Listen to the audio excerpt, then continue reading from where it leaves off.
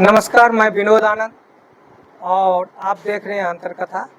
आज हम बिहार के चुनाव को लेकर के चर्चा करेंगे और हमारे साथ हैं बिहार देश के प्रभारी संपादक राम किंकर पांडे जी, और हम इनसे जानने की कोशिश करेंगे कि बिहार के चुनाव में किस पार्टी की क्या स्थिति रहेगी। अभी बिहार में तीन पार्टी हैं। एक तरफ चुनावी मैदान में कमर कसे हुए हैं एनडीए, तो दूसरी तरफ महागठबंधन ने अपना पूरा जोर लगा दिया है। साथ ही प्रशांत किशोर बीच में बिहार में एक बदलाव की क्रांति को लेकर के आंदोलन कर रहे हैं और ये उम्मीद कर रहे हैं कि सरकार में उनकी एक भागीदारी होगी। तो इन सारी परिस्थितियों को लेकर के हम जानना चाहेंगे राम किंकर पांडे जी से, जो बिहार के राजनीति की अच्छी जानकारी रखते हैं। तो बताइए राम किंकर जी, आप बिहार में अभी वर्तमान में जो चुनावी तैयारी चल रही है, किस पार्टी की क्या स्थिति है? देखिए, तीनों जो आपने धड़े बताए, एक महागठबंधन है, एनडीए है और जनसुराज है, जिसके संयोजक प्रशांत किशोर जी हैं। तीनों की तैयारी अपने अपने स्तर पर है, लेकिन जो एग्रेसिवनेस है तैयारी की, वो प्रशांत किशोर जी ने शुरू की और अभी महागठबंधन की बहुत तेज़ी से चल रही है। एनडीए कहीं ना कहीं अभी स्लो चल रही है। एनडीए का बहुत अभी जो आक्रामक प्रचार होना चाहिए जैसा होता है उसने अभी वो रफ्तार नहीं पकड़ी है। और ये कई बार हमने देखा है, हर एक प्रदेश के चुनाव में हो चाहे सेंट्रल चुनाव में हो, कि राहुल गांधी जी को लॉन्च कर दिया जाता है थोड़ा सा पहले बिफोर, और वो जब आ जाते हैं और अपना जब मुहिम चलाते हैं, और मुहिम चलाने के बाद से जब काउंटर की बारी आती है, एनडीए उसका काउंटर में उतरती है, तब तक वो छोड़ जाते हैं मैदान को ही। और यही हुआ था यूपी के चुनाव में। यूपी में लगा था कि बहुत अच्छा आक्रामक प्रचार चल रहा है दोनों का, लेकिन ठीक ऐन जब दोनों का काउंटर की स्थिति आई तो राहुल जी पिछड़ गए, और नतीजा क्या हुआ कि लग रहा था कि भाजपा को जितनी लॉस होगी उतना लॉस नहीं हुआ। यही स्थिति बिहार में भी देखने को मिल रही है। तो तीनों का स्थिति यही है कि जनसुराज बीच में उनका तो एक अलग प्रारूप है प्रचार का। वो पदयात्रा भी कर रहे हैं और काफ़ी सोशल मीडिया में भी आक्रामक प्रचार उनका चल रहा है।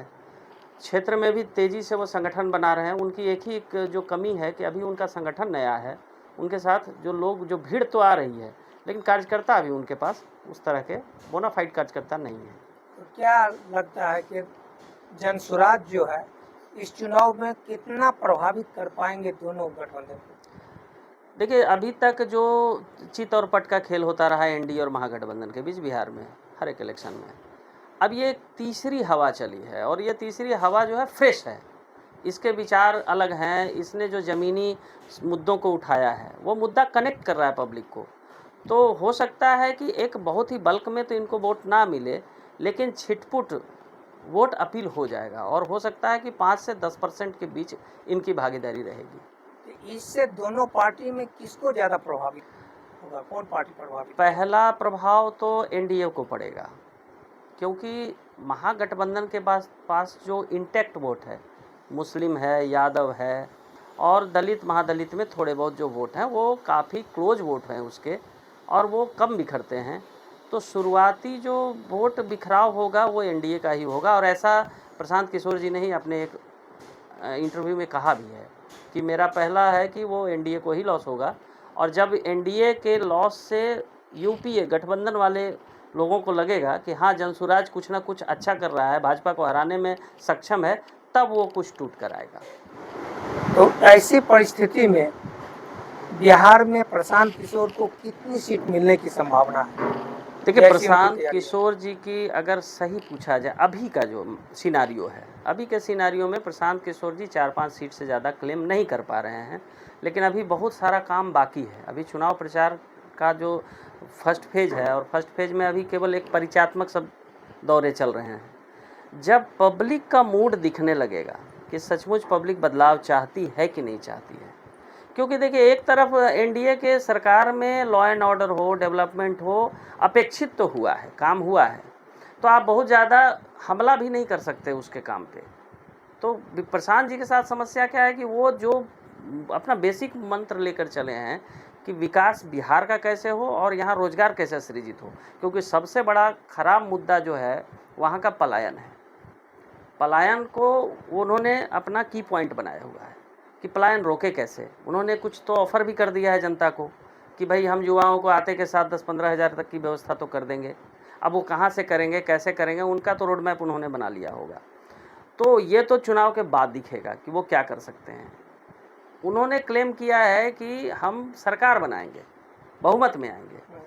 कुछ पत्रकारों ने इंटरव्यू में जब उनसे पूछा कि अगर आपको बहुमत नहीं मिली, 10-15 सीटें आए या 30-40 तक सीटें आ जाएं, तो आप क्या करेंगे। उन्होंने कहा कि ये अगर इतनी संख्या आती है तो हम विधायकों को फ्री कर देंगे कि आपको जिधर जाना हो चले जाइए। यानी वो साथ साथ एक हिडन एजेंडा लेकर चल रहे हैं कि अगर उनके साथ विधायकों की संख्या 10 से 20-25 के आसपास रही तो वो विधायक दल को फ्री कर देंगे कि किसी के साथ गठबंधन करके आप सरकार में जाइए, पार्टी के लिए अपना एजेंडा अलग हम चलाते रहेंगे। उन्होंने एक ऑप्शन खोल के रखा है। तो जनता को अपील करने का वो सारा तंत्र अपना रहे हैं। लेकिन चूंकि बिहार है और बिहार में रूढ़िवादी व्यवस्था बहुत ज़्यादा है चुनाव को लेकर, तो बिहारी वोटर्स जो है इतनी जल्दी स्ट्रेटेजिक वे में तेज़ी से बदलती नहीं है अपनी जो स्टेज है।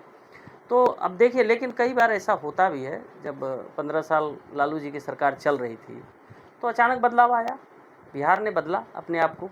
हो सकता है कि 15-20 सालों का गैप अभी भी आ गया है। 2005 के बाद से ये 2025 का चुनाव है, तो 10-12 साल 20 साल के बाद तो बदलाव ऐसे भी आ जाता है, पीढ़ियाँ बदल जाती हैं वोटर की। तो देखिए, कहीं ना कहीं ये जो है हमको लगता है कि अगर ये बहुत अच्छा कर जाते हैं प्रशांत किशोर जी, तो हांग असेंबल हो जाएगा, चुनाव में फिर शंकु हो जाएगा रिजल्ट, अच्छा रिजल्ट करते हैं तो। और अगर जिस तरह से लग रहा है कि अभी परिचयात्मक इनका स्ट्रेटेजी है, तो उस हिसाब से अगर रहेंगे तो 10-15 सीटों का नुकसान एनडीए को ये जरूर कर देंगे।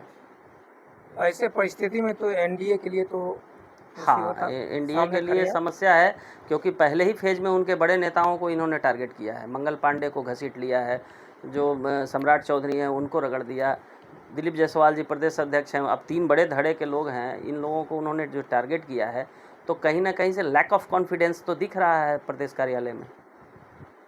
राजद को अभी वर्तमान में राहुल गांधी की वोट अधिकार यात्रा जो बिहार में चल रहा है जी, और राहुल गांधी के कार्यक्रम में लोगों की भीड़ भी उमड़ पड़ रही है जी जी, क्या ये भीड़ वोट में तब्दील हो जाएगा?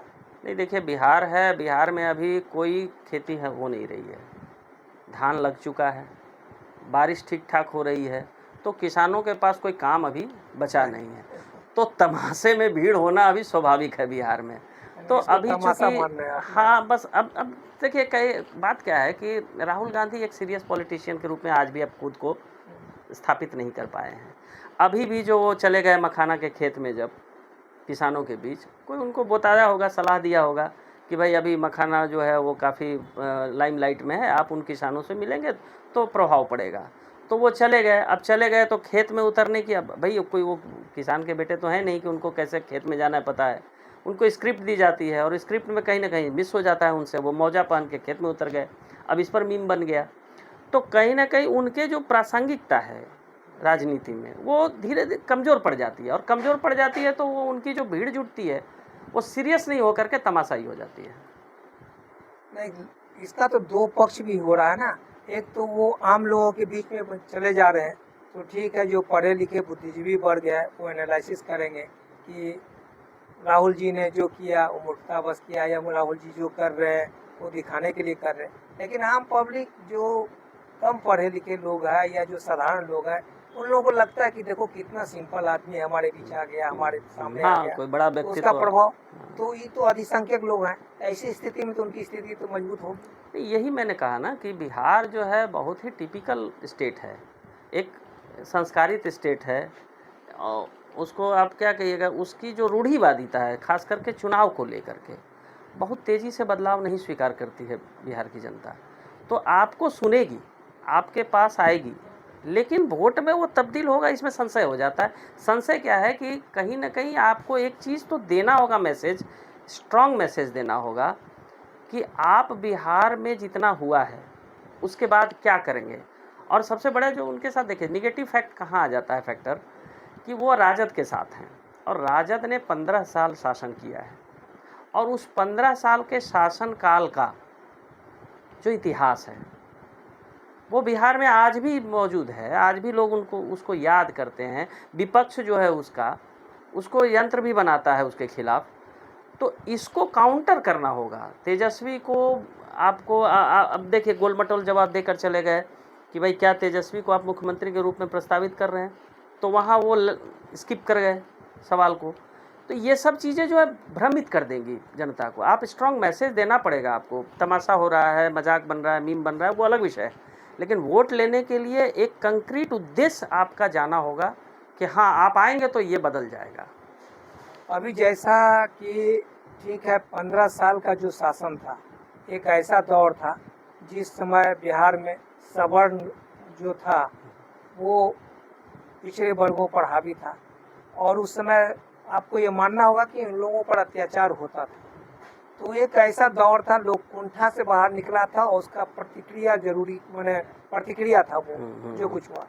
लेकिन 15 साल के बाद अभी अगर नीतीश जी की सरकार आई और नीतीश जी के सरकार के साथ जो गठबंधन लास्ट अंतिम में जो इनका हुआ तेजस्वी का, और कुछ ही दिनों में उन्होंने जो कहा था कि 10 लाख लोगों को रोजगार देंगे और उनके कुछ दिन के ही उप मुख्यमंत्री काल में काफी लोगों को नौकरियां मिली थी। हाँ। तो गिनाने के लिए राजद के पास तो अब एक उपलब्धि है। लेकिन जब अभी ये पूछता है कि उप मुख्यमंत्री के रूप में भाजपा के जो अभी 2 उप मुख्यमंत्री है उनके पास क्या काम है, तो कोई जवाब नहीं है उनके पास। तो इसका तो प्रभाव पड़ेगा वोट में। बिल्कुल। देखिए वो तो हुआ ही था, चूँकि 90 के पहले बूथ पर सवर्णों का राज हुआ करता था।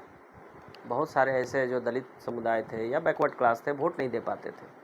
तो एक एंगर तो अंदर अंदर था जिसको उन्होंने लालू जी ने उभारा, और उस एंगर की प्रतिक्रिया ये हुई कि ये लोगों को जब मौका मिला तो इन लोगों ने भी अपनी ताकत आजमाइश की और वो प्रक्रिया चला, 2000 तक चला।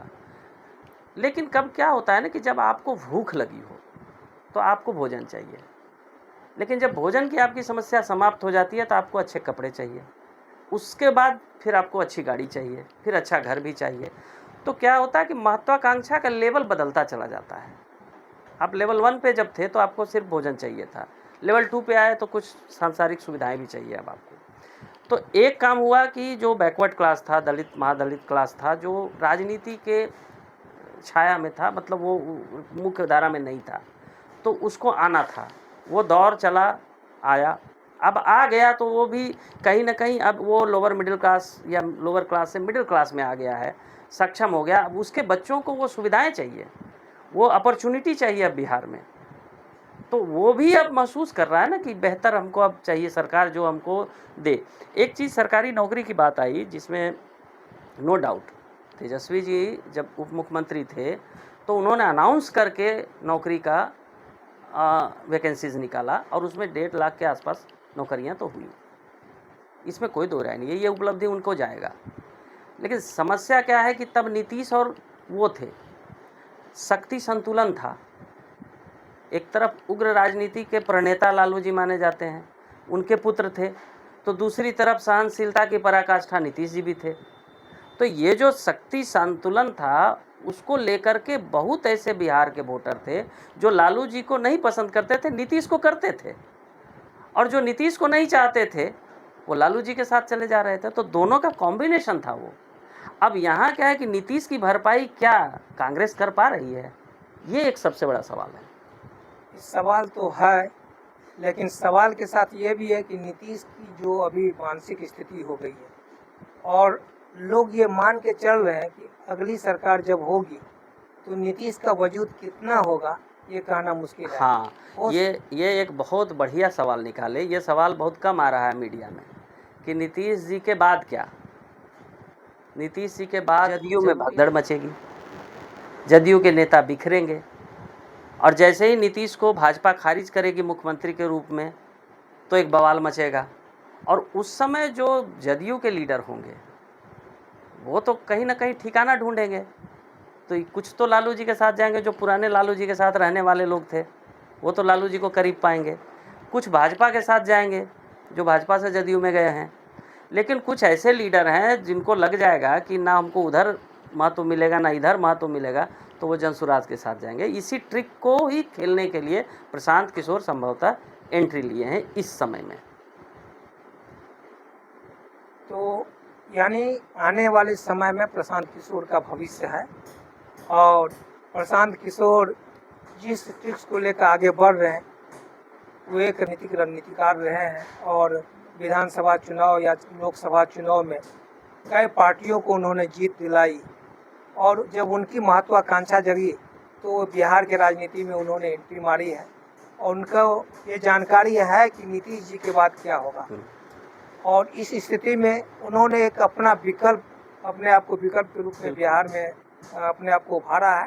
तो राम किंकर जी थे हमारे साथ, और ये हमारे बिहार के अंतरकथा के प्रभारी संपादक हैं और अच्छे राजनीतिक विश्लेषक भी हैं, राजनीति में इनकी अच्छी पकड़ भी है। तो हम इनसे अभी बात कर रहे थे, और आने वाले समय में बिहार के राजनीति या बिहार की जो विधानसभा चुनाव में इनकी बहुत सारी जो इनका विश्लेषण है आपके बीच आएगा। तो इसको देखते रहिए, और उम्मीद है कि राम किंकर जी के नेतृत्व में बिहार टीम जो है काम करेगी, और बिहार के लिए ये एक अच्छे मंच पत्रकार के रूप में उपलब्ध कराएंगे नेताओं के लिए और आम जनता के लिए। इन्हीं शब्दों के साथ बहुत बहुत धन्यवाद।